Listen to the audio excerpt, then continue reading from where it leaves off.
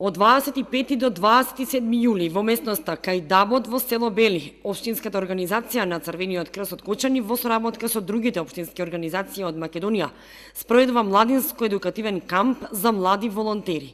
На кампот се присутни 9 општински организации на Црвениот крст од Македонија и околу 35 волонтери гости на кампот. Ова година кампот ќе биде на тема прва помош. Првата помош всушност представува еден вид на техника која ние на овој камп ќе ги едуцираме младите волонтери со цел тие подобро да ги научат техниките за укажување на прва помош, бидејќи таа представува една од главните елементи при укажување на прва помош во ситуации кога имаме загрозени лица.